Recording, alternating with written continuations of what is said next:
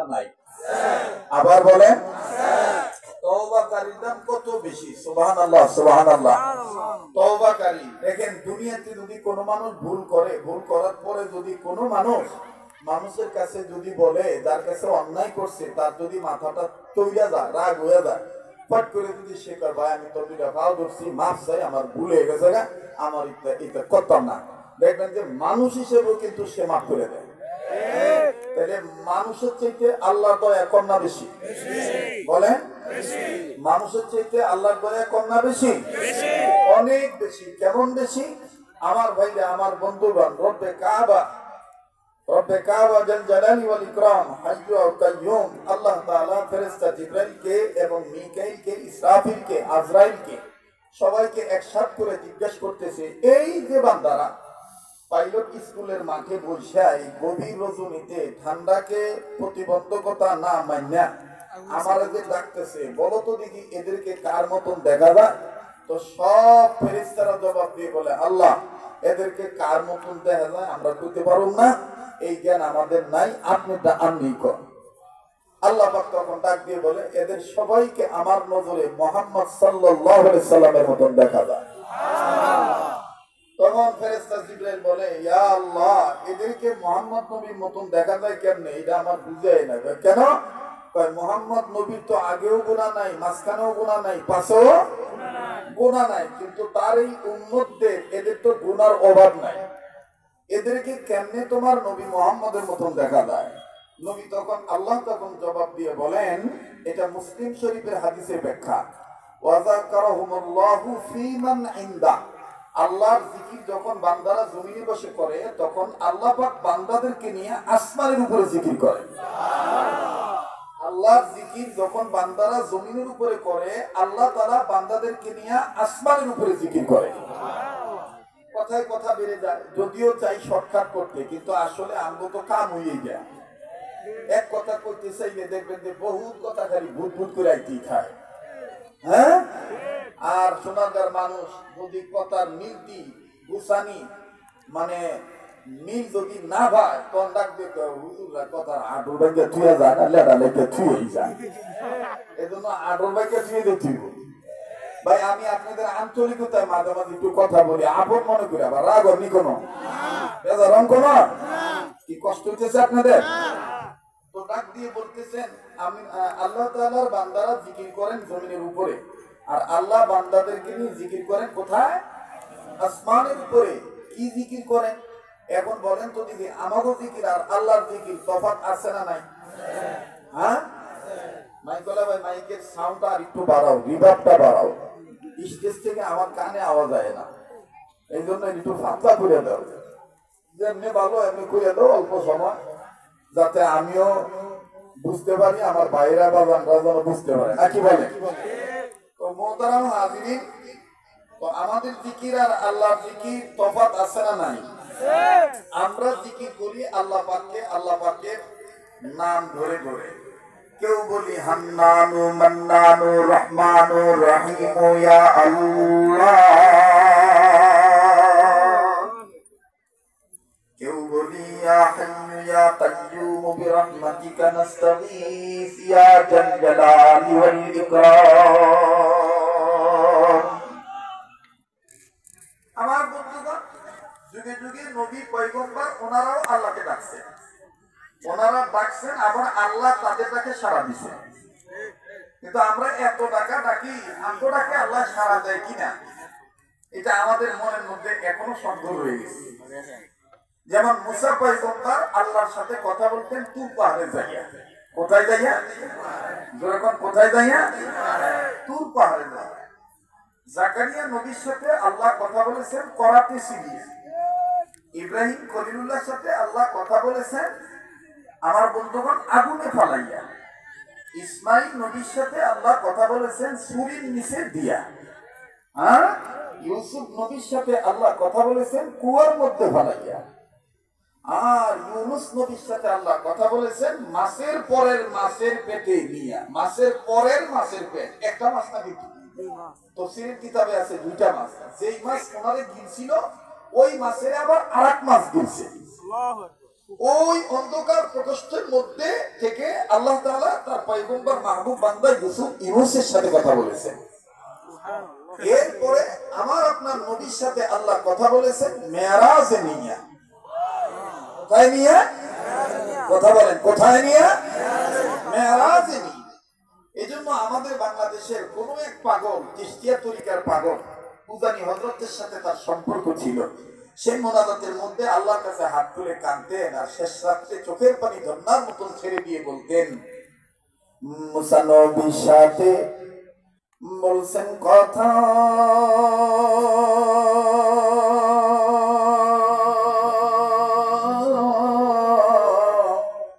কুহে তুরে নিয়া আমাদের সাথে বইলেন গো কথা, মরণ কালে যাইকা। একটা ডাক দিতে পারবেন? বলেন আল্লাহ। মুসা নবীর সাথে বলছেন কথা,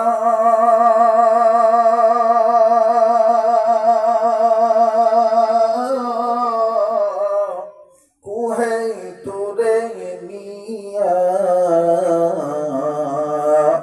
আমাদের সাথে বইলেন গো কথা, মরণ কালে যাইকা। বলেন, আমাদের সাথে বইলেন গো কথা, মরণ কালে যাইকা। ইব্রাহিম নবীর সাথে বলছেন কথা,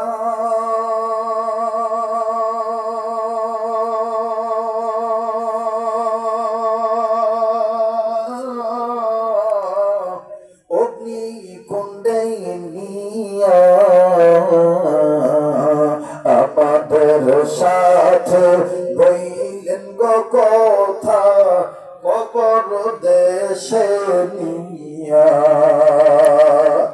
জাকারিয়া নবীর সাথে বলছেন কথা,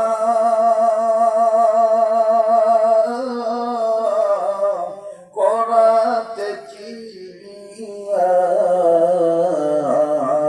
আমাদের সাথে বইলেন গো কথা, মিজানের পাল্লাই দিয়া। ইউনূস নবীর সাথে বলছেন কথা,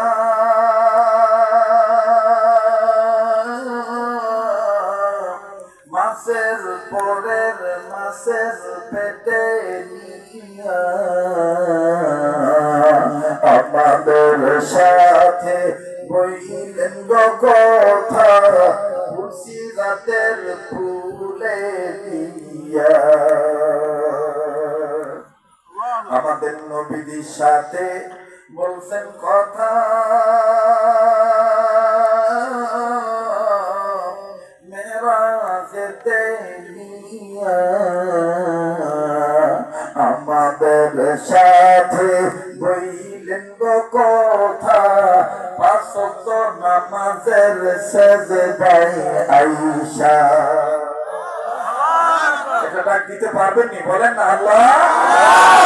সামনে ভাইরা চুপ থাকেন, পিছনে ভাইরা বলেন তো দেখি আল্লাহু আকবার।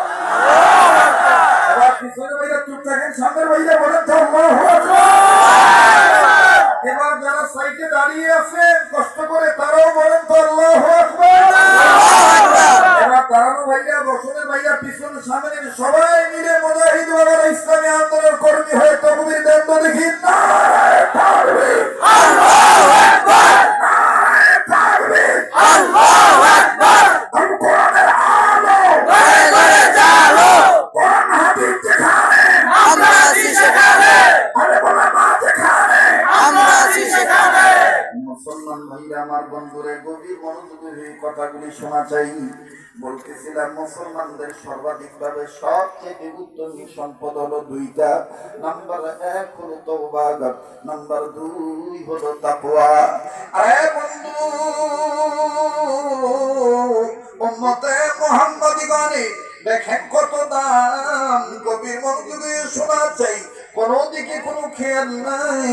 রব্বে কাবা জিবরাইলকে ডাকতে বলতেছেন, জিবরাইল বলো তো দেখি এরা আমার নামে জিকির করতেছে, এদেরকে কার মতন দেখা যায় তোমাদের কাছে একটু জানতে চাই। রব্বে কাবা আমার বন্ধুগণ অধীনস্থ ফেরেশতারা ডাক দিয়ে বললেন, আল্লাহ এদেরকে কার মতন দেখা যায় এটা আমাদের জানা নাই, আপনি বলে দেন এদেরকে কার মতন দেখা যায়। নবী উম্মতে মুহাম্মাদিরা যখন জিকির করে এদেরকে কার মতন দেখা যায়। আর ডাক দিয়ে বলতেছেন, জিবরাইল ও আমার অধীনস্থ ফেরেশতা আজরাইল, ইসরাফিল, এদেরকে কার মতন দেখা যায় আমি আল্লাহ তাআলার কাছে যেহেতু জানতে চাও, আমি রব্বে কাবা বলে দিলাম এদেরকে আমার নজরে আমার নবী মুহাম্মদের মতন দেখা যায়। আওয়াজ দিয়ে বলেন না সুবহানাল্লাহ। যার অন্তরে নবীর প্রেম আছে সে চুপ করে থাকতে পারবেন না, আবার আওয়াজ দিয়ে বলেন না সুবহানাল্লাহ। আয় বন্ধু, জিবরাইল ডাক দিয়ে বললেন, মালিক এদেরকে নবী মুহাম্মদের মতন কেমনে দেখা যায় আমাদের বুঝি ধরে না। রব্বে কাবা ডাক দিয়ে বলতেছেন, তোমরা বলেছো নবীদের নাই কোনো গুনাহ, কিন্তু এদের নাই কোনো গুনার অভাব, কিন্তু শুনে নাও এরপরও এদেরকে আমার নজরে কিভাবে কেমন ভাবে কোন ভাবে মুহাম্মদ নবীর মতন দেখা যায়। শুনে নাও শুনে নাও, আমি রব্বে কাবা এই উম্মতের দাম এত বাড়ায় দিছি, মুসার চাইতে এদের দাম বেশি, ঈসার চাইতে দাম বেশি, জাকারিয়ার চাইতে এদের দাম বেশি। আমার এতিম উম্মতে আমার মুহাম্মদ নবীর উম্মতের দাম আমার কাছে পয়গম্বরদের চাইতে বেশি। এরা যখন কখনো হালকায় জিকিরের দাওয়াত পেয়েছে, এরা কখনো যখন কখনো উলামায়ে কেরামের দাওয়াত পেয়েছে, এরা হাজারো গুনাহ করেছে, এদের অন্তর্যামী তোমরা নয়, আমি আল্লাহ এদের অন্তর্যামী, আমি রবের অন্তরের খবর রাখি। এরা হাজার হাজার গুনাহ করার পর এরা মনে মনে সিদ্ধান্ত নিয়েছিল, আল্লাহ গো অমুক জায়গায় ওয়াজ হবে, আমি বয়ান শোনার জন্য যাও। ও আল্লাহ, সেই নায়েবে রাসূল আলেমরা আসবে, জীবন বড় গুনাহ করেছি, উনি যখন মুনাজাত করবে তোমার কাছে মাপ চাইব, তোমার কাছে তওবা করব।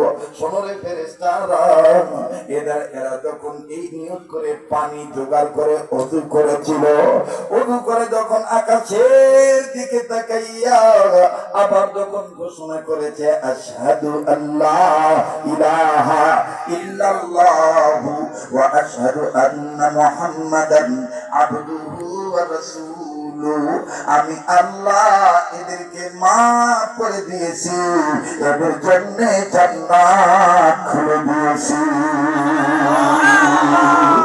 আল্লাহ আল্লাহ বলতে বলতে মরণ যেন হয় আমাদের, মরণ ওই যে কইছেন না তা করবেন অর্জন করবেন, তা কারে করবেন বল করবে কেন?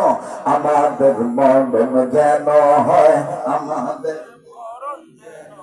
না এতগুলো মানুষের আওয়াজ হচ্ছে না, মুজাহিদরা আওয়াজ দিয়ে জোরে, আমাদের মরণ যেন হয় আমাদের,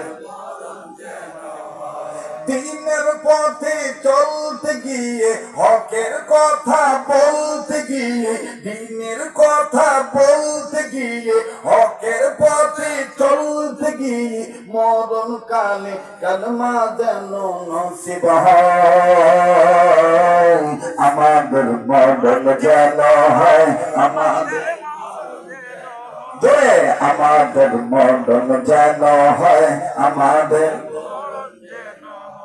ওরে আসবে হামলা হবে মামলা, আসবে হামলা হবে মামলা, করব না তো কোনো কিছু আর ভয়, আমাদের মরণ যেন হয় আমাদের, মাশাআল্লাহ জোরে, আমাদের মরণ যেন হয় আমাদের, নারে তাকবীর, আল্লাহু আকবার। সাইনি কিছু সময় দেওয়ার লাগে, হ্যাঁ বেশি না 20-25 মিনিট, হ্যাঁ আপনারা থাকেন, 1 ঘন্টা থাকেন, 2 ঘন্টা থাকেন, পুরা রাত থাকেন, কালকেও থাকেন। আমি আর কষ্ট হইতেছে না। আমরা কাকে করবো ভয়? আল্লাহকে ভয় করতে দেয়। যদি আবার কোন ব্যক্তি কোন দল নতুন করে নমরুদের চরিত্র নিয়ে আবার যদি স্বৈরাচারের রূপ নিয়ে আসে, শুধু 16 বছর নয়, শত শত বছর পেরিয়ে যাবে, পাপীর কাছে মুজাহিদেরা মাথা নত করে ইসলামী আন্দোলন খবর দিবে না।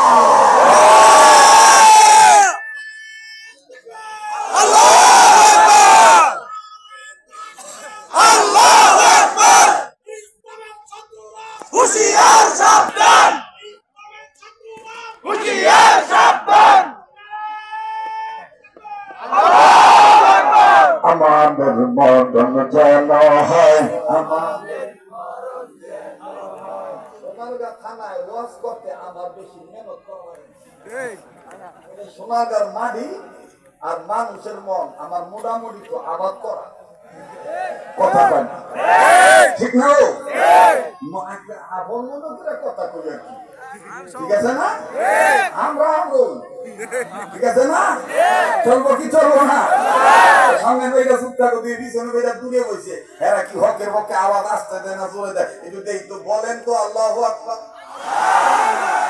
না আওয়াজ মুজাহিদে খেপে মিশি। এবার পিছনে বইটা চুপ থাকেন, সামনের বইটা বলেন তো আল্লাহু আকবার। মাশাআল্লাহ। এবার সামনে বইটা পিছনে বইটা বলবেন, তবে বলার সময় ডাইনবাম লক্ষ্য করবেন, কেদায় কয় না, যেটা কইব না মনে করবেন আল্লাহ গ্রুপে আসি তো অনেকদিন অন্য শরীরের টেনে পিছলা কাটছে। দেখবেন যে আমাদের বাংলাদেশে মা বোনরা যখন এই মাসে ছায়ে কান্না হয়, পিছলা না চলে, বলা না করতে হবে, তোর মা বোনরা ডাক দিয়া কয়, এ সুতরা ভাতা লইয়া, ভাতা লইয়া, সোত্রা ভাতা লইয়া, কোন জায়গায় কয় সোত্রা ভাতা, কোন জায়গায় কয় ডোমরা ভাতা, কোন জায়গায় কয় খোকসা ভাতা, কোন জায়গায় কয় খসখসা ভাতা, কোন জায়গায় কয় ডুমুর ভাতা। তো অহনো কিন্তু বাইবেন না যে আভাই গেছে গা, আবার বাইরা মামুরা মনে একবারে না না, রাগুলো পুলিশ আখা সুযোগ পাইলে দেখবেন আঙ্গু আবার খুব দিতে ভাই তারা চালাইতেছে। কথা কয় না, কথা কয় না। আপা আমি আইবেন, আপায় কয় আমি চট করে আসবো, আপা আমি চট করে আইবেন, আপা আপনি জানেন না বাংলাদেশের মানুষ আমি চট করে রয়েছে খেপা, আমি তো না যতই চাইলেন আপা আপা, কথা কয় ঠিক না? আমার ভাইরা, আমার বন্ধুগণ, সরকার কে হইব না হইব এটা আমাদের দরকার নাই। আমরা চাই ইসলামী শাসন ব্যবস্থা কায়েম হোক, আল্লাহর ভয়, আল্লাহর আইন আল্লাহর জমিনে বাস্তবায়ন হোক, নবীদের সুন্নাত তরিকা আমার ভাইরা কায়েম হোক, এটাই আমরা চাই। অতএব এখন থেকে আমাদের নিয়োগ করতে হবে, আগামী প্রজন্মে দেশ সংস্কার হওয়ার পরে আমার বন্ধুগণ যখন ভোট দেওয়ার সময় আসবে, এই ভোটটা আমরা যখন দেব, মার্কাটা যদি ইচ্ছা হয় ইসলামের পক্ষে আছি, যদি দাড়ি পাল্লা হয় ইসলামের পক্ষে আছি, যদি হাত পাকা হয় ইসলামের পক্ষে আছি, যদি বট গাছ হয় ইসলামের পক্ষে আছি। ওলামায়ে কেরামরা যেখানে আমরা আছি সেখানে। কথা বলেন ঠিক কিনা? সমস্যা কি? কিন্তু আমরা চাই ভালো ক্ষমতায় আইব, ঠিক না? তাহলে মুসলমানের প্রকৃত সম্পদ কয়টা? যেরকম কয়টা? দুইটা। কয়টা? নাম্বার 1 তওবা, নাম্বার 1, নাম্বার 2 তাকওয়া। আরে বন্ধু, তওবা করলে দেখেন কেমন দাম বেড়ে যায়। আলোচনাটা অল্প সময় হবে, মোবাইল থাকলে অন্তরাত্মার মেমোরিতে রেকর্ড করে নিবেন। জীবনের শেষ বয়ান মনে করে বয়ান করছি, একটু পরে দেখবেন মনের অজান্তেই চোখের পানি আমার বন্ধুগণ ঝর্ণার মতন পড়বে। দিলটা নরম করার চেষ্টা করবেন। রবে কাবা তওবাকারীকে কেমন মহব্বত করে মুসলমান ভাইরা আমার বন্ধুগণ, আল্লাহ পাকের গোলামকে আল্লাহ কত ভালোবাসে, আল্লাহ পাকের বান্দাকে আল্লাহ কত মহব্বত করেন। কোন বান্দা যদি আল্লাহর পথে সাড়া দেয়, আল্লাহ রাব্বুল আলামিন তাকে maaf করে দেন, আল্লাহ পাক তাকে জান্নাত দান করে দেয়। আওয়াজ দিয়ে বলেন না সুবহানাল্লাহ। দেখেন বাজান কেমন আল্লাহ তাআলা maaf করে দেয়, কেমন আল্লাহ পাক জান্নাত দান করে। যুবক ভাইরা আমার খুব খেয়াল করে কথাগুলি শোনা চাই। আল্লাহর ভয় আর তাকওয়া, তওবা আর তাকওয়া। দেখেন কেমন সম্পদ ইমানদারদের, মুসলমানদের দুইটা সম্পদ, চার চাইতে বড় সম্পদ। নাম্বার 1 হলো তওবা, নাম্বার 2 হলো তাকওয়া। তওবার পাশাপাশি যদি তাকওয়ার গুণ অর্জন করা যায়, পৃথিবী একদিকে থাকে, তার কাছে মাওলায় পাকের ভয় একদিকে থাকে। আরে বন্ধুরে বাবাজি, আল্লাহর হাবিব জনাবে মুহাম্মদ রাসূলুল্লাহ সাল্লাল্লাহু আলাইহি ওয়াসাল্লাম সাহাবী আবু হুরায়রাকে বিদায় দিয়ে দিলেন। আবু হুরায়রা ঈমান গ্রহণ করেছে, বিদায় দিলেন, বাড়িতে যাওয়ার ছুটি দিয়ে দিলেন। আবু হুরায়রা বাড়িতে চলে গেলেন। কিন্তু বাদান রে, বাড়িতে যাওয়ার পর বাড়ির দরজার কড়া যখন নাড়া দিলেন, খুব খেয়াল করবেন, বাড়ির দরজার কড়া যখন নাড়া দিলেন, মা আমার বন্ধুগণ রাগান্বিত হইয়া দরজা খুললেন। দরজা খুলে ডাক দিয়ে বলে, এতক্ষণ কোথায় ছিলি? ডাক দিয়ে বলে, মা গো, আমি এমন একটা দরবারে ছিলাম, যেই দরবারে থাকলে আরশের মালিক আল্লাহ খুশি হইয়া যায়। আমি সেই বিশ্ব নবীর বিশ্ব দরবারে ছিলাম। মা ডাক দিয়ে বলতেছেন, তুমি বিশ্ব নবী বলতেছো মানে? তুমি কি মুহাম্মাদের উপরে ঈমান আনছো? তুমি কি আর মূর্তি পূজা করো না? তুমি কি আর এই দেব দেবীর পূজা মানো না? লাত মানাত উদ্দাবল সরস্বতী আফরোদী খুজা হুবুল এগুলো কি তুমি মানো না? আবু হুরায়রা ডাক দিয়ে বললেন, মা গো, আমি তোমায় বলে দেই গো মা, মুহাম্মদ নবীর হাতে হাত রেখে কালেমা পড়ে ফেলেছি। এই অন্তরাত্মায় আর কোন মূর্তি নামক পূজা নাই। আমি গোলামি করব একমাত্র আল্লাহর। এই কথা শোনার পর সাহাবী আবু হুরায়রার মা এত জোরে একটা চপেটাঘাত মারলেন, একটা থাপ্পড় মারলেন, আমার বন্ধুগণ আঙ্গুলের দাগ বসে গেল গালে। আবু হুরায়রা মায়ের আঘাতপ্রাপ্ত, মায়ের আক্রমণে আক্রান্ত হইয়া, ওবাজান আঘাতপ্রাপ্ত হইয়া, আবু হুরায়রা মার সাথে কোনো রাগ করলেন না।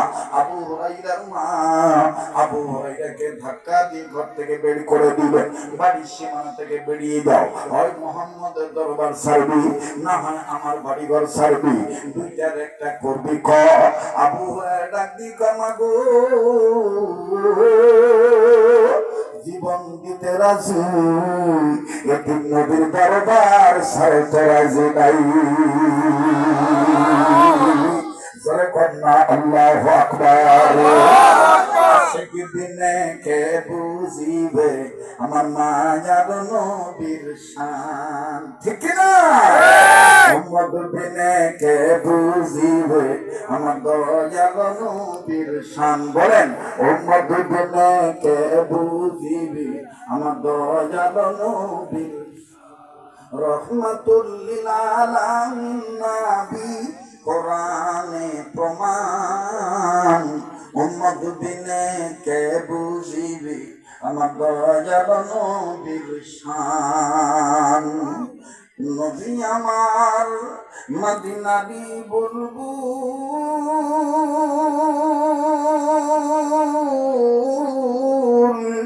আমার আল্লাহ প্রেম করিয়া নামটি দিলেন হাবিবে রাসূল। ওই নবীকে ভুল বুঝিলে ওই ওই নবীকে ভালো না বাসলে, ওই নবীকে শেষ নবী না মানিলে থাকবে না ঈমান। ঠিক কিনা বলে? ওই নবীকে শেষ নবী না মানিলে, ওই নবীজির আদর্শে আদর্শবাদ না হইলে থাকবে না ঈমান।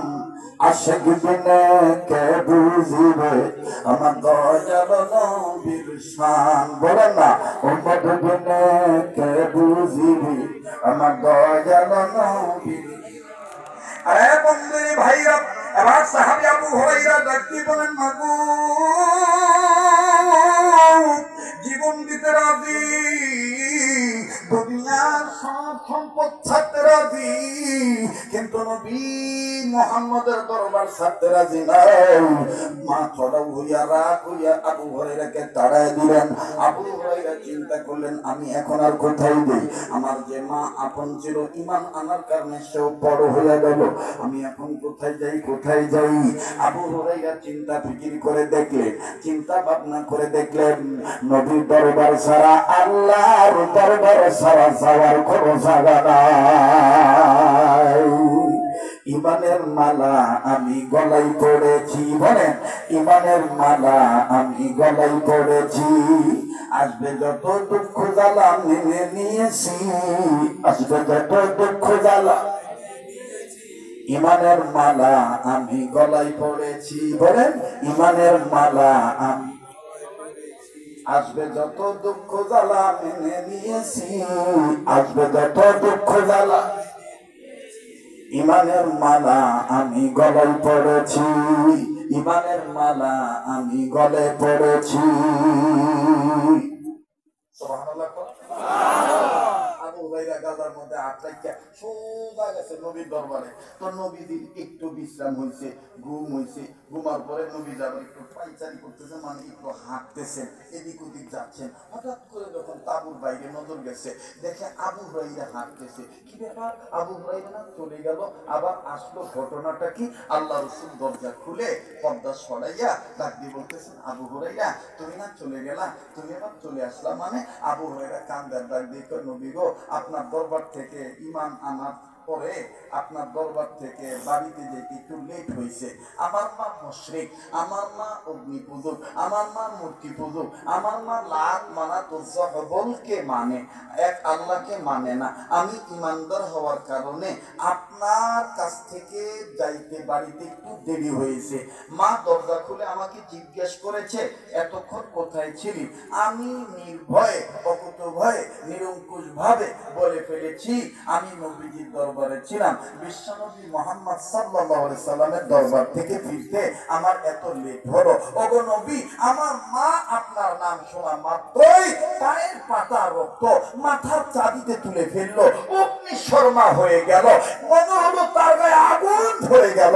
সে আমার কলারটা ধরে আমাকে একটা চটার আঘাত মারলো, আঘাত করলো, থাপ্পড় মারলো, থাপ্পড় দিয়ে বলতেছে, তুই ঈমান এনেছিস, যা বের হ, হয় আমার বাড়ি ছাড়বি, নাইলে তুই মুহাম্মদের দরবার ছাড়বি। কোনটা ছাড়বি বল? ওগো নবী, আমি আমার মাকে বলে দিয়ে এসেছি, মা জীবন দিয়ে দেব, দুনিয়া সব ছেড়ে দিতে পারি, ঈমান ছাড়বো না, নবীকে ছাড়বো।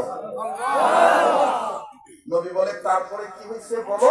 বিশ্ব নবীকে আবু হুরায়রা ডাক দিয়ে বলতেছেন, নবী আমার মা আমাকে বললো ঠিক আছে বেরিয়ে যা, তাইলে আমার ঘর থেকে বেরিয়ে যা। এই দেখেন হুজুর, আমার মা যে আমার গালে থাপ্পড় মারছে, আমার গালে আঙ্গুলের দাগ বসে গেছে। আল্লাহ রাসূল গালটা সুন্দর করে নেড়ে দিলেন, নেড়ে দিয়ে হাত মোবারক স্পর্শ করে বলতেছেন, আবু হুরায়রা তোমার মা তোমাকে মারছে, এখানে আমার কিছু করার নাই।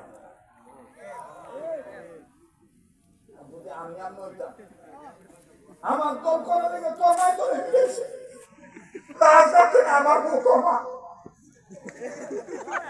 কথা কয়। অথচ বিশ্ব নবী দেখেন, বিশ্ব নবী, যেই নবীর উপরে কোন নবী নাই, সেই নবী বলতেছেন তোমার মা তোমাকে মেরেছে, এখানে আমার ইন্টারফায়ার করার কিচ্ছু নাই, এখানে আমার কিচ্ছু করার নাই। আবু হুরায়রা, তোমার মা তোমাকে মেরেছে, তুমি কি চান্সে ছলে বলে কৌশলে আমার কাছে কি তোমার মায়ের ব্যাপারে অভিযোগ দায়ের করতেছ?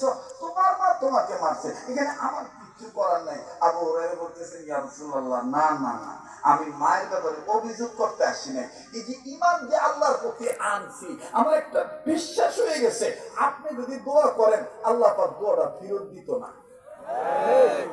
আপনি যদি দোয়া করেন আল্লাহ পাক দোয়াটা ফেরত দিবেন না। বলে কোন দোয়া? বলে হুজুর, আমার মা আমাকে মারছে, দুঃখ নাই, কিন্তু আপনি একটু দোয়া করেন না, আল্লাহ যেন আমার মাকে ঈমান নামক দৌলত দিয়ে ঈমানদার বানায় দেন। সুবহানাল্লাহ। আস্তে কর, সুবহানাল্লাহ।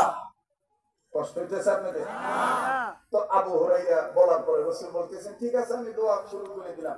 আবু হুরায়রা আগে না হুজুর, আগে না, আমি একটু দৌড়াইয়া বাইরে যে দেখতাম চাই, আমি আগে গেলাম না, আমি দোয়াটা ভাই তাকে গেল। এখন নবীজি ডাক দিয়ে বলতে, ঠিক আছে তুমি যাও, বাড়ির কাছাকাছি গেলে তখন আমি দোয়া শুরু করুন। আবু হুরায়রা যাই আবার ব্যাগ গিয়ার মারছে। ব্যাগ গিয়ার বোঝেন তো? ব্যাগে তো হুজুর কথাটা বুঝলাম না। তো কোন কথা বুঝো না? সাহাবীদের মধ্যে কিছু সাহাবী ছিলেন সরল সোজা, কিছু সাহাবী ছিলেন অতি চালাক। পয়গম্বরের মধ্যে কিছু পয়গম্বর ছিল খুব সোজা, আবার কিছু পয়গম্বর ছিল অতি চালাক। যেমন গতকালকে আনন্দবাজারের একটা এলাকা আমার মাহফিল ছিল, আমি ওই চালাকের কিছু সংজ্ঞা দিছিলাম, কথা শুনছিলেন না আপনারা? হ্যাঁ, পয়গম্বরদের মধ্যে যেমন মুসা নবী আর সুলাইমান বাদশাহ, ইনার একটু চালাক ছিল।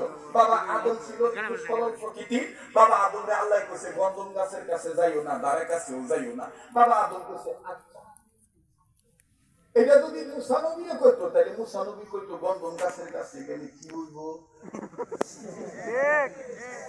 কথা কয় আল্লাহ কখন করতো, গন্ধমের কাছে গেলে নষ্ট শয়তান করে ধরবো, করে জান্নাত থেকে বার করবো, মানে শয়তানি করবো, এই করবো সেই করবো, বকর বকর ইত্যাদি ইত্যাদি।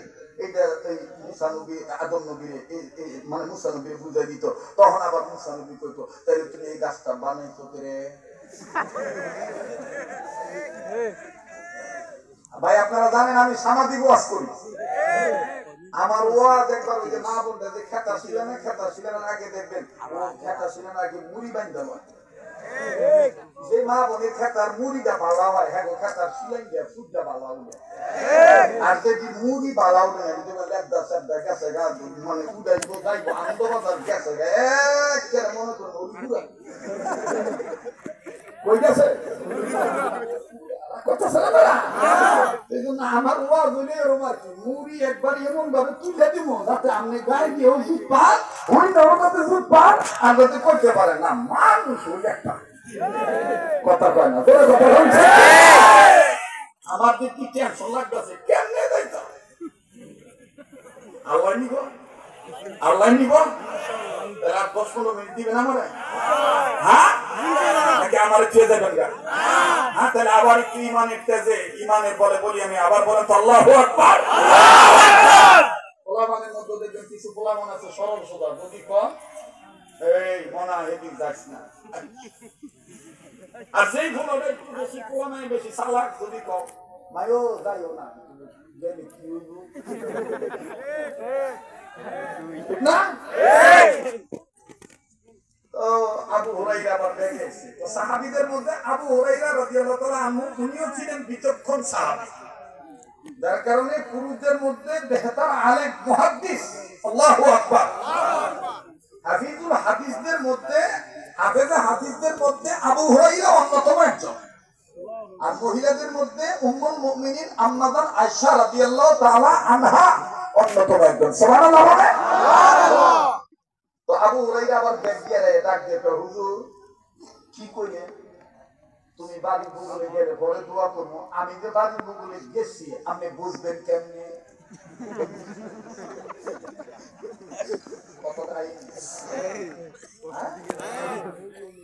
আমি গবেষণা করে কথা বলছি, আমার কাছে দলিল আছে। একটা ওয়াজ করতে গেলে বহু কিতাব রাখতে হয়, মাটি কাটা চাইতে ওয়াজ করা কষ্ট।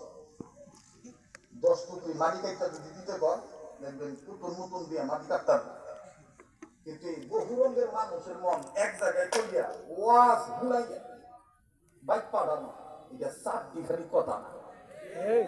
এরপরে দেশের শীর্ষস্থানীয় বক্তাদের মধ্যে অন্যতম বক্তা ওয়াজ করে গেছে গা। এরপরে আমার ওয়াজ যদি সোনারগাঁর মানুষ দিয়ে বইতো তাহলে কইতো হুজুরের ওয়াজ কত হচ্ছে জানবা বিয়ে থাকি। কিন্তু আল্লাহর মেহরবানি কোন ধরনের কোন বিশৃঙ্খলা হয়নি। কথা বলেন ঠিক কিনা? মোহতারাম হাজির, আমার ভাই আমার বন্ধুগণ, হযরত আবু হুরায়রা ডাক দিয়ে কই, ইয়া রাসূলুল্লাহ, আমি যে বাড়ি ভূগোলে গেছি আমি বুঝতেন কেমনে? হ্যাঁ, নবীজি ডাক দিয়ে কই, তোমার চোখ কয়টা? আবু হুরায়রা কই, দুইটা। আমার চোখ কয়টা? আবু হুরায়রা কই, মানুষ হিসেবে আমারও দুইটা। কই, তোমার চোখ দিয়ে তুমি সামনে কোন দাও? কই, দূর যাই দুদিন। এরপরে আফসা আফসা, তারপরে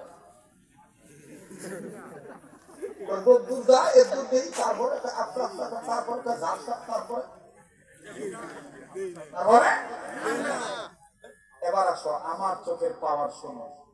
তোমরা সাধারণ মানুষেরা সামনে যেরকম দেখো আমি নবী পিছনে এরকমই দেখি। আওয়াজ দেখেন সুবহানাল্লাহ। গতকালকে বলছিলাম জিবরাইল আমিন নবীজি ঘরে ঢুকবো, ঢোকা অবস্থায় ফাতেমা এসে পড়ছে। তো ফাতেমা যখন দেখছে যে ফর্দা লড়তাছে, বুঝা লইছে যে আব্বা একা নাই, জিবরাইল ঢুকছে। কারণ একমাত্র খাদিজা আর হযরতে ফাতেমাতুজ জোহরা ওনারা দুইজন জানতেন, বিবি জানতেন স্বামীর কাছে কখন কখন ওহী আসতে পারে এবং ওহী আসার আলামত কি, জিবরাইল আসার সিম্পটমস কি, নমুনা কি। আর মা হিসাবে মেয়েকেও মা খাদিজা বুঝিয়ে দিছে, তোর বাপের কাছে যখন তখন যাবি না, যদি কোনো সময় যাই দেয় তোর বাপে আক্কা গাড়ি না রয়েছে তাহলে বুঝবি জিবরাইল বই রয়েছে। যদি দেখ তোর বাপের গায়ে ঝগড়াইছে তাহলে বুঝবি যে ওহী নাযিল হইতাছে। যদি দেখ তোর বাপের ঘরে পর্দা লড়তাছে তাহলে বুঝবি এই মাত্র জিবরাইল ঢুকছে।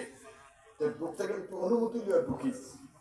তো ফাতেমা হয়েছে, জিবরাইল হয়েছে, জিবরাইল ঢুকে গেছে গা। ফাতেমা আইয়া দরজার উপরে খাড়ে, পর্দা যখন লড়তাছে, হ্যাঁ জিবরাইল মনে ভিতরে ঢুকছে, ভিতরে থেকে বাইরে থেকে গলার কাশি দেখা, আব্বা আমি কি ভিতরে আসবো? নবীজি ডাক দেখো, আসো মা। তা ভিতরে কেউ নাই? ডাক দেখো, আছে তো, তোমার ছোট কাকা জিবরাইল আছে। যখন কইছে তোমার ছোট কাকা জিবরাইল, জিবরাইল ফট করে নবীর কাছে যাই না। নবী কে রে? কথাটা আমাদের বাবা গো। কোনটা বাবা না? আদম থেকে শুরু করে ঈসা পেরিয়ে আপনি পর্যন্ত কত নবীর কাছে আইলাম আর গেলাম, আর আপনি হেই দিন আইলেন দুনিয়া। আজকে করতেছেন আমি ভাবতে আমার ছোট টাকা কথাটা কি ব্যবসা লাগলো? আমি যাই দেখবেন আমাদের দেশে কিছু মুরব্বী আছে, বেড়একটা মুরব্বী। যুবকরা যদি সঠিক কথা কয় তখন দেখবেন মুরব্বীরা রাখবে,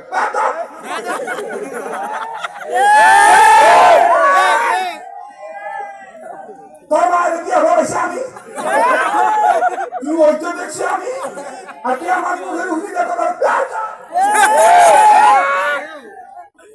কথা দিতে যুবক সঠিক করলো, এটা মুরব্বীর কোন তারই নাই। এজন্য মুরব্বীদেরকে বলবো, দূর আটকাইছেন আটকাইছেন বাবা, আমরা আপনাদেরকে শ্রদ্ধা করি। আগামীর প্রজন্ম, আগামীর বাংলাদেশ, তরুণদের বাংলাদেশ।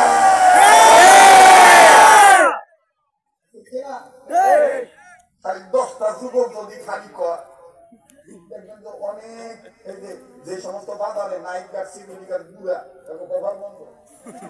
অনেক কিনে দেয় মাঝে মধ্যে রাইট করে, হ্যাঁ ঘরে রাখছে সিকিউরিটি গার্ড দেওয়ানের লেগে ভাড়া বললে বাকি বলে লেগে শিয়াল ডাকতেছে, হ্যাঁ ঘুমোই বাংলা। হ্যাঁ, আগে তো আমি গাড়ি ব্যবহার করতাম একটু মনে করেন হাই লেভেলের গাড়ি, ওই গাড়িটা যখন ওই পুলিশের হুইসেল দিতাম, তো একবার এরকম দেখতেছি তো দূরে হঠাৎ করে ঘুম তুলবে, গাড়ি সামনে আমি হুজুর, আমি মনে করছিলাম পুলিশ আসছে। আমি আমাদের দায়িত্ব কি ভাড়া দেওয়া না, বয়স হয়েছে তো গুপ মোটা গেছে। আমি এরকম বয়স্ক মানুষ সিগুলি গাড় রাখবো কেন? আর একটা যুবকরে আপনি পাহারাদার হিসেবে রাখেন, খালি যদি একটা মোড়া কুত্তাও দৌড়ায় ছায়াটা দেখতে যুবক পায় কে রে, কথা কয় না।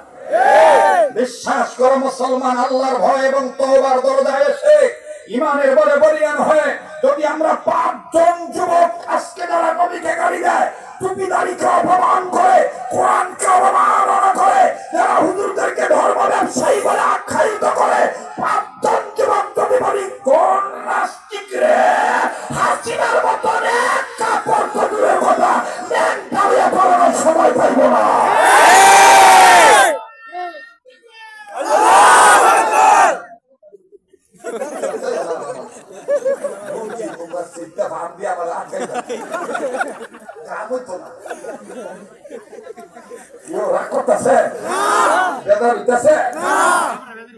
আসলে গুগু দেখছে, গুগু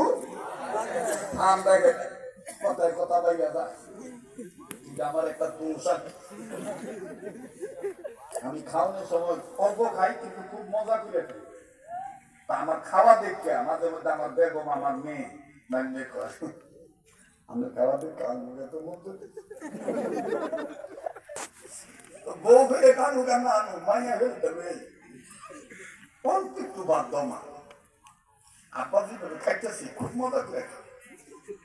আমার বন্ধু আমার ভাইয়া ঘুঘু দেখছে, ঘুঘুর হান দেখে নাই, খুব খেয়াল করবেন।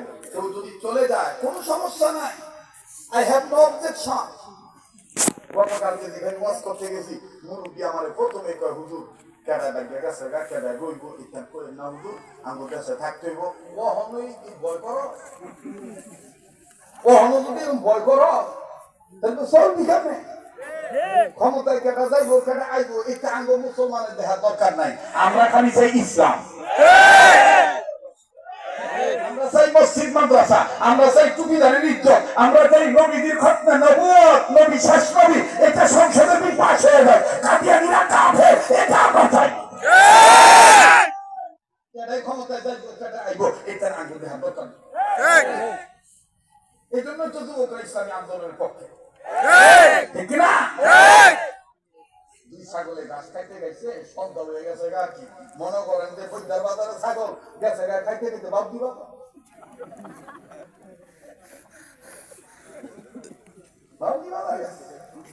তখন হাইজার হয়েছে তো ষোলোটা গরুরা ডাক দেখে ভাই খাইতে গেতে ডিবাই দিতেছে ভাই যেতা না, তো গরুরা ডাক দিয়ে কাঁদতে বাইক না গেলাম দিয়ে মজার ঘাস পাইছি খাইয়ে নেব।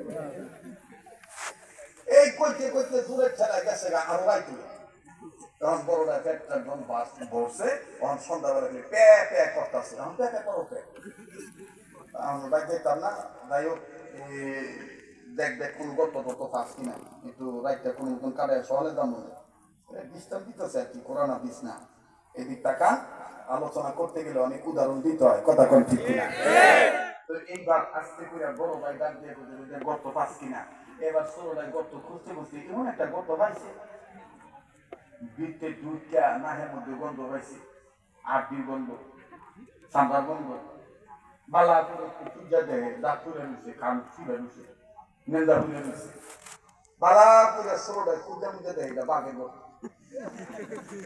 ছোটটা কয় ধরা খাইছ তুই ভাই, অতি লোকে তাকি নষ্ট বুঝত নি, ওরা কয় কপাল মন্দ, অন্ধ ডাকবা আমার কৃষ্ণার মন্দ লাগাইছ না দ্বন্দ্ব, আপাতত গর্তের মধ্যে টেক্কা যায়। ডাকছে ছোটটা কয় যদি ভাগাই হয় এটা ভরে এবার বাঘ আইতেছে, বাঘ যখন আইতেছে ছোটটা দেখতে আইছে, বাঘের চোখ তো একটু জ্বলা জ্বলা, কুত্তার চোখ আর বাঘের চোখ জ্বলা জ্বলা, শিয়ালের চোখ না জ্বলে না, কথা কয় না। শিয়ালকে দেখবেন যে আলো দিলে শিয়াল আর কানা হয়ে যাবে, কথা বুঝেন না? এবার জ্বলা জ্বলা ভাব যখন দেখছে এটা ছোটটা বুঝতে যে এটা বাঘ, ডাবলিং খাইবো, বড়রা ডাক দিয়ে ডাবলিং খাইতো না, বুদ্ধি করে জলদার ভাগলে দূরে কেমনে আমি যা কমো তুই খালি ঠিক ঠিক করবি, বাঘ তো দূরের কথা, বাঘের 14 গোষ্ঠী গর্তের মূল্যাইতো না। ঠিক আছে, এবার বড়টা উঠছে, বাঘ যখন সীমানার কাছাকাছি বড়টা ডাক দেখা ছোট রে তোর কপাল কত ভালো, 6 মাস ধরে বাঘে গোস্ত খাবি ভক্তিরে মিলাই তারি নেই ওই দাম চাইতাস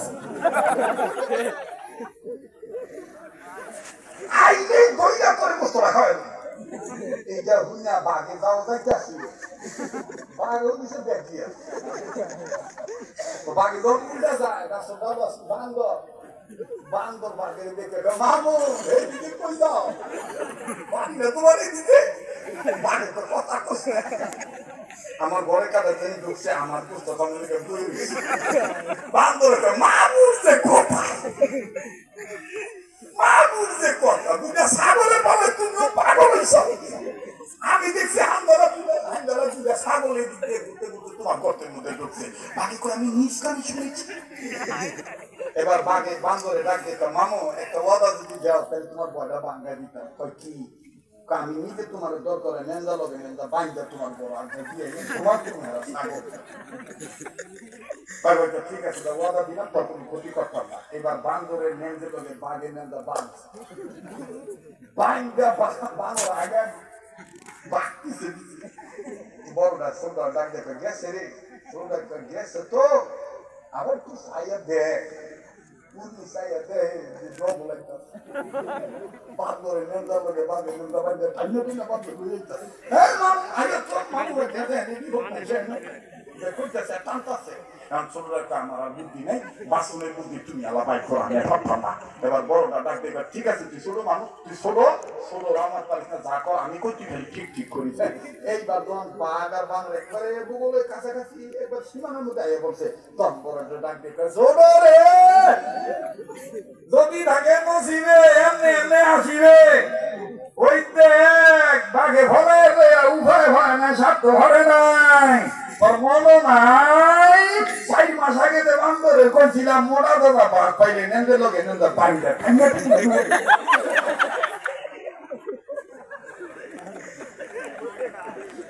ওই দেখ বান্দর আঙ্গো কথা মানছে নেন্দা লগে নেন্দা পাইলে পাইলে পাইলে দুই আইতাছে এই যে হুইয়া বাঘে বা সর্বনাশ তো আরে নেন্দা দেখি আপনি আমাকে দুর্বল মাথা নেন্দা সেইটা তো কাদের মিয়া ভাই আমরা মুসলমানের কেটা সর্বনায় কেটা সরসিনা কেটা জনপুরি কেটা জামাত ইসলাম কেটা হেফাজত ইসলাম আয়েন না এই ভেদাভেদ ভুলে যাইয়া ইসলামিক প্ল্যাটফর্ম কায়েম করার জন্য ঐক্যবদ্ধ হই অনৈক্য দূর করে দেই অনৈক্য আর না থাকিবে এক হয়ে যাই নেক হয়ে যাই খোদার কসম কৌশল করে যদি ইসলামী আন্দোলনের কর্মী হয়ে আল্লাহ ওনাদের মাথা হাতে চলে তওবার রাস্তায় এসে তাকওয়ার গুণ অর্জন করে যদি চলতে পারি কোন রাম নাম চেতাচ্ছি মুখার্জি গঙ্গোপাধ্যায় চট্টোপাধ্যায় যতই ভারত রাশিয়া আমেরিকা ইন্ডিয়া তারা নেন্দের সাথে নেন্দ বন্ধু আমাদের হুঙ্কারে ফেলায় তাদের নেন্দা ছিঁড়ে পালাতে বাধ্য হবে এই জন্য আমাদের কি হইতে হইব এক হইতে হইব অন্যের দুঃখের দুঃখী হইতে হইব অন্যের সুখের সুখী হইতে হইব হিংসা করা যাবে না মোহতারাম হাজিরিন আমার ভাইরা আমার বন্ধুরা যেই কথাটা বলতেছিলাম তো সিবেল আমি ডাক দিয়ে আমি যাই মনে আছে ভুলে গেছে হ্যাঁ এই দুইটা কথার হাঁটো টাইমে দিয়ে যাই সিবেল আমি ডাক দিয়ে আমি যাই কয় কেন কামনি করেন আমি ছোট ফাতেমার ছোট কাকা কয় তুমি তুমি বলো না আমি বলো জিবরাইল আমি ডাক দিয়ে কয় রাসূল আপনি বলেন আমি বলো না আপনি বলো রাসূল বলতেছেন তুমি তোমার যে বয়স হয়েছে বেশি এটার একটা রূপরেখা একটা সিম্পটমস বয়ান করো তো দেখি জিবরাইল আমি ডাক দিয়ে বলতেছেন ইয়া রাসূলুল্লাহ আপনি আসার আগে আপনি জন্মের আগে আমি রীতিমতো আকাশে একটা তারকা দেখতাম এই তারকাটা ঝকমক ঝকমক ঝলঝল ঝলঝল করতো ওগো রাসূল আমি এই তারকাটা দেখতাম দেখার পরে আবার দেখতাম ৭০,০০০ বছর পর এইভাবে দেখছি ৭০ বার কয়বার কিন্তু তারকাটা দেখছি ৭০,০০০ বছর পর পর কয়বার ৭০ বার ওগো রাসূল তখন আর এই তারকাটা দেখি না রাসূল ডাক দিয়ে কয় ওহন দেখো না কেন রাসূল এই তারকাটা আর এখন দেখতে পাই না রাসূল বলতেছেন শোনো জিবরাইল ওই তারকাটার নামই ছিল মুহাম্মদুর রাসূল আল্লাহ তুমি কও তুমি বলো না আমি বলো জিবরাইল কয় আমি বুঝি নাই আমি তোমার শুরু কাটাল বাংলা কথাটা এবার আসেন আবু হুরায়রা ডাক দিয়ে কয়, হুজুর আমি যে বাড়ি বলে গেছি আপনি বুঝবেন কেন? মনে আছে? রাসূল ডাক দিয়ে বললেন, আবু হুরায়রা তুমি যখন বাড়ির কাছে যাইবা আল্লাহ রাব্বুল আলামিন আমার চোখের সামনে আয়নার মতন তোমার দৌড়ানো দৃশ্য দেখায় দিবে। কোন পর্যন্ত তুমি গেছো ওই পর্যন্ত আল্লাহ তাআলা আমাকে দেখায় দিবে। ঠিক তখন আমি হাত তুলব। তবে আবু হুরায়রা আমি তোমায় বলি তাড়াহুড়া করতে দেয় মায়ের সাথে যেন বেয়াদবি না হয়। আবু হুরায়রা আবার দেখতে দেয়, আবার বেগে আসে। আয়েশা ডাক দিয়ে বলেন, ইয়া রাসূলুল্লাহ আপনি কি আপনার মায়েরে খুব ভালোবাসেন? আপনি কি আপনার বাপেরে খুব ভালোবাসেন? নবী আমার কান্দার ডাক দিয়ে বলেন, আবু হুরায়রা এটা তুমি কি প্রশ্ন করলা? আমি মুহাম্মদের মা নাই বাবা নাই, দুনিয়ায় যাদের মা বাপ নাই তাদের মতন বড় দুঃখী বড় অভাবী আর কেউ নাই। ওগো আবু হুরায়রা আর যদি আমার মা আমিনা বেঁচে থাকতো, আমার বাবা আব্দুল্লাহ বেঁচে থাকতো, আমি মুহাম্মদ কেমন খেদমত করতাম, আমি মুহাম্মদ কেমন আদর দেখাইতাম, দুনিয়াবাসী দেখতো।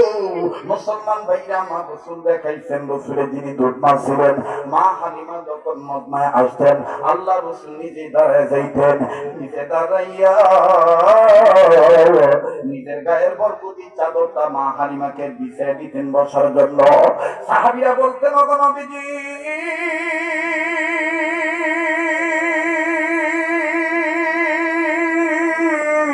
এই মহিলাকে এই মহিলার জন্য আপনার গায়ের চাদর মোবারক বিছাইয়া দেন। হুজুর আপনি বলেন তো দেখি মহিলা কে? নবী আমার কান্দে না ডাক দিয়ে বলেন, ইনি আমার দুধমা হালিমা, ইনি আমার দুধমা হালিমা। পরক্ষণে একজন সাহাবী কান্দার ডাক দিয়ে কয়, নবী গো দুধমার এত সম্মান করেন, যদি গর্ভবতী মারে পাইতেন না জানিয়া মুহাম্মদ কি করবে? আরে বন্ধুরে ভাইয়া কত প্রসঙ্গে কথা বেড়ে যায়, যদিও মন্ত্র হয়ে গেছে কামরাঙ্গীর চরে, কিন্তু আত্মার আত্মীয় পরম সত্যীয় ভক্তদের কাছে আমার কথা বলতেছি, রক্তর ভক্তর কাছে কথা বলতেছি, জীবনের শেষ বান মনে করে বান করছি। আমার যুবক ভাইরা রে, আমার নবী বলেছেন মায়ের দোয়া যেমন কবুল হয় মা বাবার দোয়া কিন্তু তেমন কবুল হয়। কথা বলেন ঠিক না বেঠিক? এজন্য নবী বলেছেন যে সন্তানের প্রতি মা বাবা রাজি তার প্রতি আল্লাহ রাসূল রাজি। এজন্য নবী বলেছেন মা বাবাই জান্নাত মা বাবাই জাহান্নাম। ওরে আমার বন্ধুগণ, বৈদ্যার বাজার ইউনিয়ন পরিষদের আওতাধীন সোনারগাঁওবাসী বারবার বলি কেউ যদি চলে যায় চলে যেতে দিবেন বাবা, আর মাত্র 5-7 মিনিটের মধ্যে কথা ফিনিশিং দিয়ে আমি দোয়া হাত তুলবো। আমার বন্ধুরে দেখেন তো দেখি দিলটা নরম হয়নি, এক ফোঁটা চোখের পানি ফলাইতে পারেননি, কান্না না আসলো কান্নার ভান ধরবেন বাবা, কান্নার অভিনয় করলে আমার আল্লাহ মাফ করিয়ে দিবে। সাহাবী আবু হুরায়রা রাদিয়াল্লাহু তাআলা আনহু কান্দার ডাক দিয়ে বলেন, নবী গো আপনি তো মায়ের দরদি সন্তান। নবী আমার ডাক দিয়ে বলেন, আবু হুরায়রা সাবধান সাবধান সাবধান, তাড়াহুড়া করতে যাইয়া মায়ের সাথে যেন বেয়াদবি না হয়ে যায়। আল্লাহু আকবার আল্লাহু আকবার। মুসলমান ভাইরা আমার বন্ধুরি, যুবক বন্ধু তুমি কোন মায়ের বুড়ি কয়ে গালি দাও, কোন বাবারে বুড়া কয়ে গালি দাও, কথা প্রসঙ্গে যেহেতু চলে আসলো 2 মিনিটে বলিয়া দেই, মায়ের দোয়া যেমন কবুল হয় মায়ের বদদোয়া তেমন কবুল হয়। ইতিপূর্বে অনেক ওয়াজ মাহফিল আপনারা কথাটা শুনিয়া থাকতে পারেন, আজ আমি বাস্তব আপনাদের কাছে আমার বন্ধুগণ নমুনাটা পেশ করি। আজ থেকে কয়েক বছর আগের ঘটনা, তবে বাজান এর আগে বলে নিচ্ছি, এই যে আমি চেয়ারে বসেছি এটা কিন্তু কণ্ঠের জোরে নয়, এটা কিন্তু এলেমের জোরে নয়, এটাও কিন্তু আমার মা জনম দুঃখীর মায়ের দোয়ার বরকতে। মা বাপ যদি দোয়া করে, দুনিয়ার মানুষ যদি বিরোধিতা করে, মায়ের দোয়া আল্লাহ পাক কবুল করে। মায়ের এই সন্তানকে কেউ ঠেকাইতে পারে না। কথা বলেন ঠিক না বেঠি? ইসলামী যুব সংঘের বাইরা, এই হাদিয়া এলাকার বন্ধুরারি, পাইলট স্কুল প্রাঙ্গণে আগত সমাগত দিনদার বাবার ভাইরা, কোন দিকে কোন নজর নাই। আমি জানি না কার মা দুনিয়া নেই, আমি জানি না কার বাবা দুনিয়া নেই। দুনিয়ায় তাদের মা বাপ নাই, তাদের মতন বড় দুঃখের কেউ নাই। মায়ের বদুয়া দেখেন কেমন কবুল হয়ে যায়। মায়ের দোয়া কবুলের কথা তো অনেকেই শুনেছে, এবার একটু শোনেন একটু মিনিট। মা মনে কষ্ট পাইলে মা বাপ কিন্তু অনেক সময় মুখ দিয়ে প্রকাশ করে না, কিন্তু অন্তরের বেদনা আল্লাহ পাক খবর রাখেন। মা বাবার অন্তরের বেদনা খবর রাখেন মালিক সাহেব বানা। কথা বলেন ঠিক না বেঠি? বাজানরে আজ থেকে কয়েক বছর আগের ঘটনা। তৎকালীন সময় জামালপুর জেলা, শেরপুর জেলা, ময়মনসিংহ জেলায় আমার প্রভাব বেশি ছিল। আমার বন্ধুগণ ওই সময় ওইদিকে বেশি মাহফিল করতাম।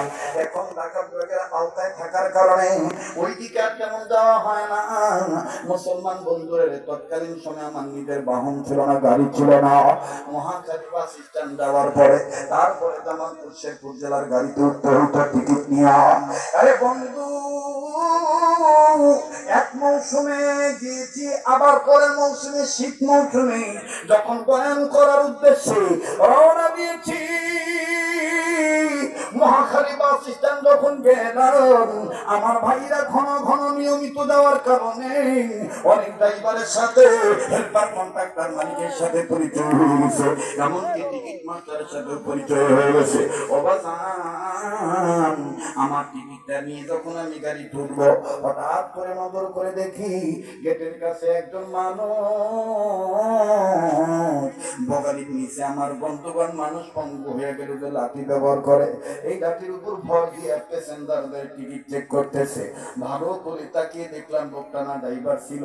ব্যাপার কি, পঙ্গু কবে হইল, পাউটা কবে কাটলো, পাউটা কেমনে ভাঙলো? বাদাম শীত মৌসুম ছিল। নিজের মুখের চাদর, নিজের মুখের মাপলাটা সরাইয়া আস্তে করে কাছে যাইয়া সালাম দিয়ে ডাক দিয়ে বললাম, ভাই আপনারা ড্রাইভার ছিলেন, আপনাকে আমি বারবার দেখেছি স্টিয়ারিং এর সামনে বসতে, আপনি দেখি আজকে টিকিট মাস্টার হয়েছেন, টিকিট চেক করতেছেন, বুঝলাম না। আর আপনার পায়ের অবস্থা কেমনে হইল? দুইটা পায়ের একটা পাও কোথায় গেল? কিভাবে আপনার এই দুর্ঘটনা ঘটলো? বাজানো কথাটা জিজ্ঞেস করা মাত্রই এই লোকটা কান্দে আর পায়ের দিকে তাকায় ডাক দিয়ে কয়, হুজুর, এটা আমার মায়ের সাথে বেয়াদবি করার উপর। ডাক দিয়ে বললাম, বাইরে মায়ের সাথে বেয়াদবির কি ফল আমি বুঝলাম না। লোকটা কান্দার ডাক দিয়ে বলে, হুজুর, আমার দায়িত্বটা অন্যজনকে দেই, সময় এখনো আছে, ঢের সময় আছে গাড়ি ছাড়ার। হুজুর যদি কষ্ট না হয়, শুনতে যেতে চাইছেন, আমি আপনাকে শোনাবো। এবার যুবকটা, আমার ভাইরা, লোকটা কান্দে আর ডাক দিয়ে বলে, হুজুর গো, শোনার আগে বলে নেন, আমি আপনার কাছে জানতে চাই, আমার আল্লাহ আমারে মাফ করবে। আমি ডাক দিয়ে বললাম, কি বলেন না, এত আপনি কাঁদতেছেন কেন? লোকটা কান্দে ডাক দিয়ে বলে, হুজুর, আমি নাইট ডিউটি করে বাড়িতে গেছি, সারা রাত ঘুমাছিলাম, হুজুর ঘুম হয় নাই, মাথায় আপনি তরা। ও হুজুর, বাড়ি ঢুকিয়ে দেখি আমার মা আমার বউর সাথে তর্কাতর্কি করে, আমার বউ আমার মার সাথে বাক বিতন্তায় লিপ্ত, ঝগড়া করতেছে। আমার মা আমার বলার অবস্থা ইয়া, আমার বাড়িতে প্রবেশ করার অবস্থা বুঝিয়া আমার মা শরম পাইছে, মা আমার ঘরের মধ্যে চলে গেছে। যাওয়ার পরে মার পান খাওয়ার অভ্যাস ছিল, মা খাটের উপর বসিয়া পিছন দিকে পিঠ দিয়া, দরজার দিকে পিঠ দিয়া মা ইরালা পান বানাইতেছিল। এদিক দিয়ে আমার বউ আমার দেখা সবার সামনেই জ্ঞান হারায় ভরাইল। আওয়াজ দিয়া যখন বেহুশের ভাব কইরা জমিনে পইরা গেল, আমার ভিতরে ডর ঢুকে গেল। না জানি আমার মা এইরকম আমার বউয়ের উপর অত্যাচার করে, আই বউ যদি মইরা যায় তাইলে তো আমাকে খারাপ জীবন যাপন করা লাগবে। হুজুর আমার মাথা ঠিক ছিল না। একদিকে আমার বিবি যখন এরকম অজ্ঞানের ভাব করে পড়ে আছে, অপরদিকে আমার ছেলে আর মেয়ে, আমার বউটা গলা ধরিয়া কান্নার ডাক দিয়ে আম্মু তোমার কি হইল? হুজুর আমার ভিতরে ডর ঢুকে গেল। হুজুর একদিক দিয়ে ডর, আর একদিক দিয়ে মনের একটা ক্ষোভ। আমি তাহাকিক না করে, তদন্ত না করি আমার মায়ের আমি কিছু দিগাই নাই। পিছন দিক দিয়ে যাইয়া আমি আমার মায়ের পিঠের মধ্যে লাগতে দিল।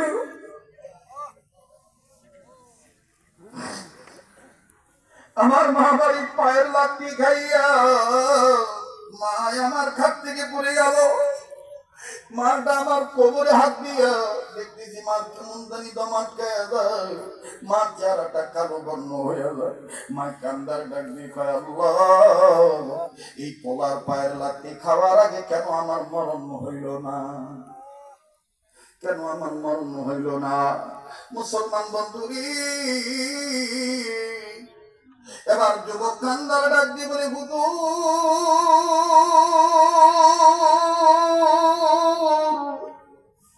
আমার এই মা খালি বারবার বলে আমার কেন মরণ হইল না? কত কষ্ট করে মানুষের বাড়িতে কর্ম করে, মানুষের বাড়িতে জির চাকরানি দায়িত্ব পালন করে, বাসা বাড়িতে থালা বাসন মাজা এই পোলার ড্রাইভারি শিখাইছি। আজকে এই পোলার বাপ নাই, পোলার ঘরে আমি খাই, এই পোলায় আমার এইভাবে লাথি মারলো। আল্লাহ আমার এই পোলার পায়ের লাথি খাওয়ার আগে আমার কেন মরণ হইল না?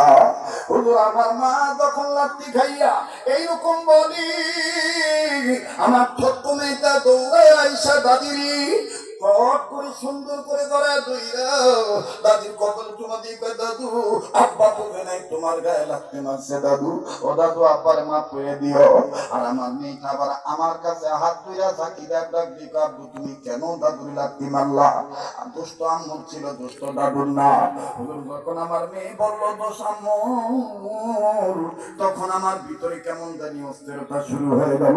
আয় আল্লাহ মেয়েটা কি করলাম, ও আল্লাহ মেয়েটা কি করলাম? হুজুর আমার মামা, আমার খালা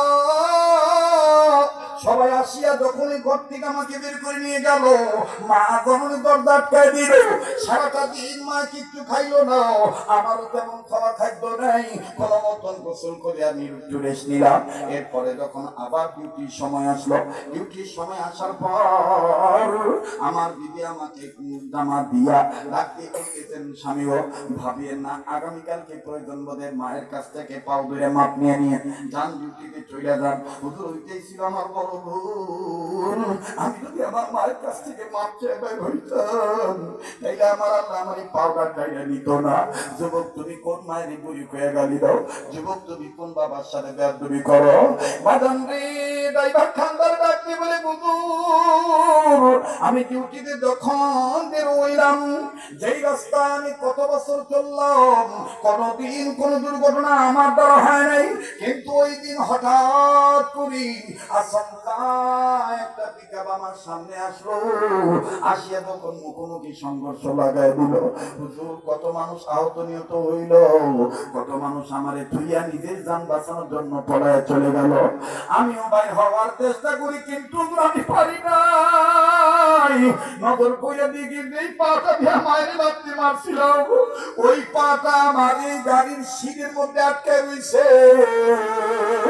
অনেক লোক এসে ডাক দিয়ে বলতেছে, উস্তাদ আপনার পাটা মনে ঠেক লাগেছে, আপনার পায়ের নিচ থেকে রক্ত, অনেক রক্ত প্রবাহিত হইতেছে।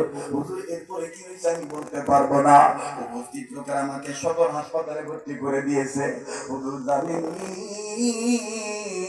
জ্ঞান ফেরার পর ডাক্তার যে আমার পাওটা কেটে ফেলেছে অপারেশনের মাধ্যমে, হুজুর আমি জ্ঞান ফেরার পর চোখ মিলে তাকায় দেখি যেই বউর প্রয়োজনে পড়িয়া মায়ের গায়ে লাগতে মারছি, ওই বউ আসে নাই। অথচ যে বৃদ্ধ মায়ের আমি লাগতে মারছি, আমার ওই মা আমার ওই কাটা পায়ের কাছে মাথাটা দিয়া হাত দিয়া পাওটা দইরা আল্লাহর কাছে কান্না করে, আল্লাহ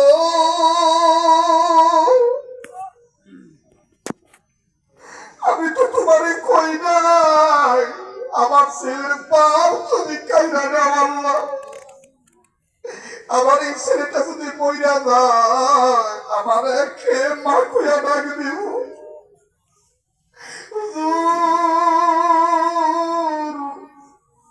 আমার মায়ের এই কান্নার আওয়াজ যখন আমার কানে আসলো আর আমি নিজের ঠিক রাখতে পারলাম না।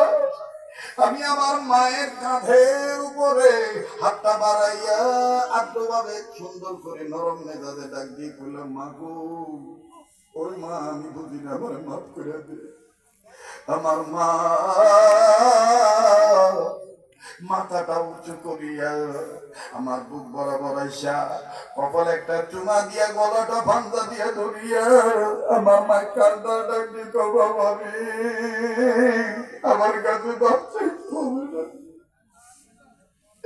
তুই যে আমার মা কইয়া ডাক দিছ আমি সব ভুলে গেছি।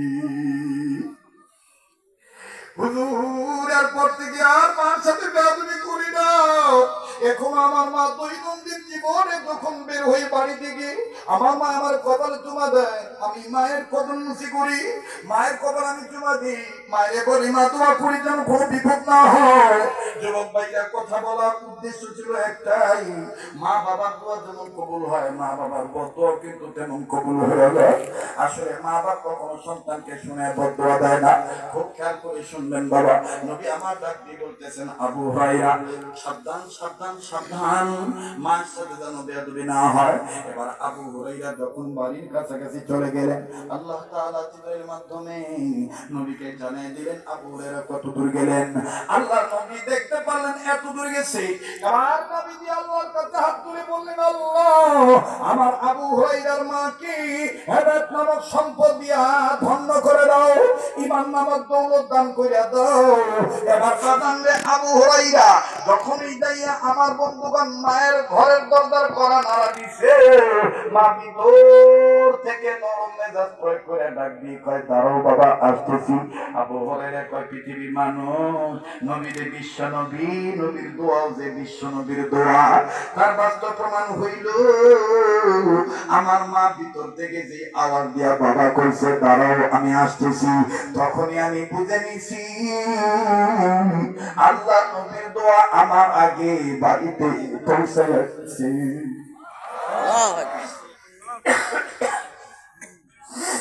আমার মা বলল, বাবা দাঁড়াও আমি আসতেছি। আল্লাহ রাসূল সাল্লাল্লাহু আলাইহি সাল্লামের সাহাবী আবু হুরায়রা বলেন, আমার মা দরজা খুললো। দরজা খোলার পর মায়ের পাখনা চুলের দিকে নজর করে দেখি মা জননীর চুল ভিজা, চুল থেকে পানি পড়তেছে। আমি আবু হুরায়রা ডাক দিয়ে বললাম, আম্মা গো আপনি কি করতেছিলেন এত দেরি হলো? ডাক দিয়ে কয়, বাবা আমি তোকে মারার পরে আমি অনুতপ্ত, আমি অনুশোচনা করেছি, আমি ভেবে দেখেছি তুই তো কোনো খারাপ দরবারে যাস নাই। ও বাবা আমি গোসল করেছি, রেডি হয়ে গেছি, চল না বাবা চল বিশ্বনবীর দরবারে আমার লইয়া চল, আল্লাহকে পাওয়ার ব্যবস্থা করে দি, কালেমা করাইয়া ইমানদার মুসলমান বানায় নে। থাকতে হবে যে ইমানের পাওয়ার আছে। মাওলানা মুফতি হেদায়েতুল্লাহ খান আজাদী সাহেব আপনাদেরকে সবকটা দিয়ে গেছে, এই সবকের সাথে আমি আপনাদের কাছে এটা বললাম। আমার এই স্বল্প সময়ের আলোচনায় আমার সম্ভবত আমার পরে আমার আরেক ভাই বড় ভাই আর কি অভিভাবক ছিল, বড় ভাই ছোটবেলা থেকে দেখছি পিসা হুজুরের মানে মরহুম পিসা হুজুরের এত কাছের মানুষ ছিলেন। আমার বন্ধুগণ আমার ভাইরা আপনাদের এলাকার গর্বিত